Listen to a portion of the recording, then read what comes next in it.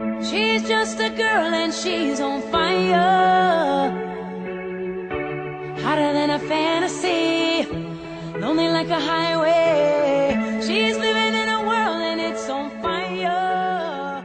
My name is Utiba Isang.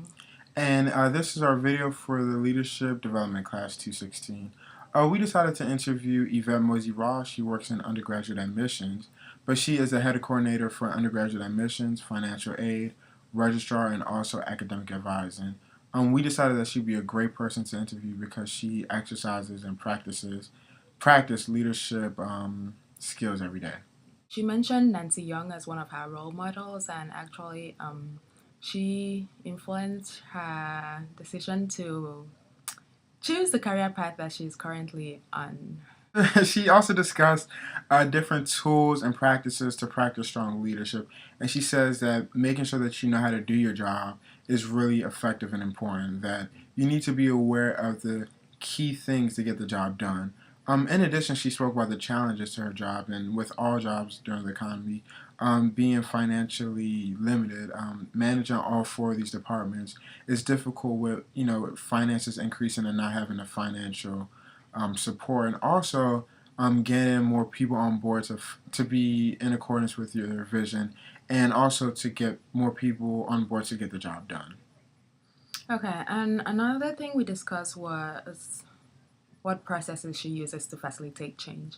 And one of those things she discussed was making sure you have the right person for the right job, making sure that you're working with their strengths, making sure that you're aware of their weaknesses so that they can do that the best they can with the position that they have, and making sure they have the right resources, making sure that they have the help, and making sure that you're constantly reviewing. She also talked about fears, and we learned in class that fear is one aspect to leadership. And she said one of her fears is the job not getting done. So what she does is she sometimes micromanages, but she always makes sure that people know how to do the job, making sure that people understand what the job needs, understanding what needs to get done of the job, always asking questions, and always being there for help.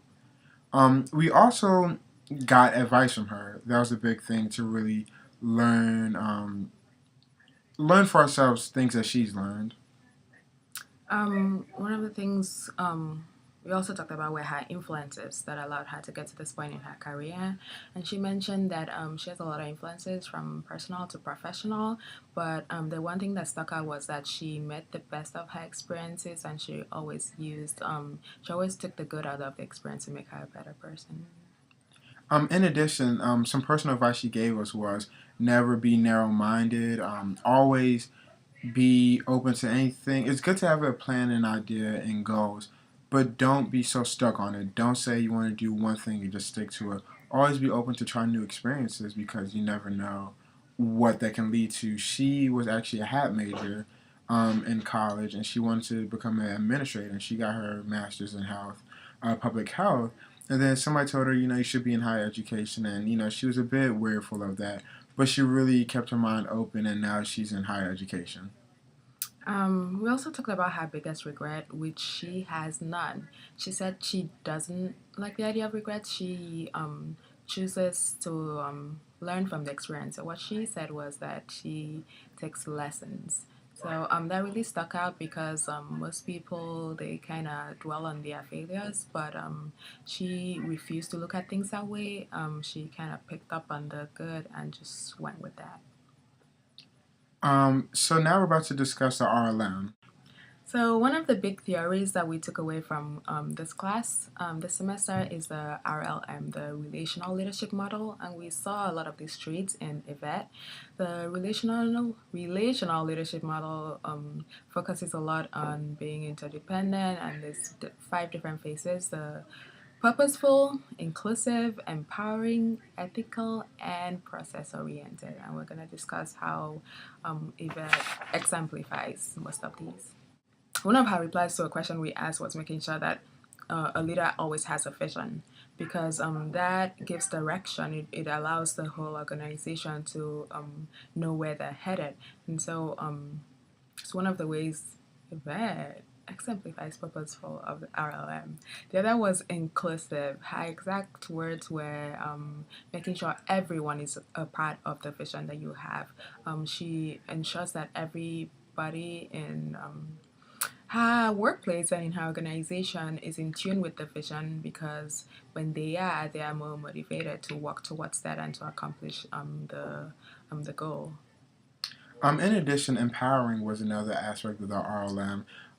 She really described that providing the appropriate resources for people to do their job accurately really empowers them to be confident and also to be connected to the vision of the organization. Also, not setting them up for failure, and that includes, as I stated before, making sure they know how to do their job. She really emphasized, as a leader, providing everything you can to the people who follow you, the appropriate and needed resources so they can be as effective as possible. Yesterday in class, or the 28th, we learned that leadership, it's really having the coordinates, making many great leaders instead of one strong leader. And she wants to have many great leaders. She also says she wants to make sure that people know how to do their job, and that placing people is very important. If you see somebody is strong in communication, you want to place them in phones. But if you see somebody's not strong in organization, you don't want to place them in filing, and that's really important. Another aspect is ethical. She said that she discussed gender and race with her position and being in such a high position. She discussed the impact of being a female and also being an African American. And she said that it should never hold you back, and ethically you should stand just as a being, but not as a person of color or with gender. She also said that she would not ask anybody to do a job if she wouldn't do it. She tells people that when you answer the phone call, answer, with dignity and with excitement. And every time she answers the phone call, she doesn't. Also, she is very process oriented. In response to, we asked her a question: what's the difference between leader and manager? What her response was: the leader more so has a vision that the whole organization should follow, but a manager is kind of the person that ensures that the daily task that needs to be done gets done.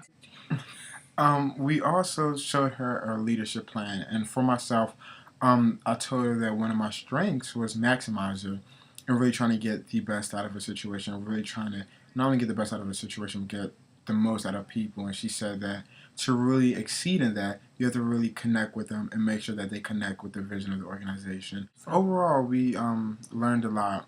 And we thank Yvette for the opportunity to interview her, but we really felt like we really grew in our leadership skills from interviewing Yvette. So thank you. Thank you, Yvette.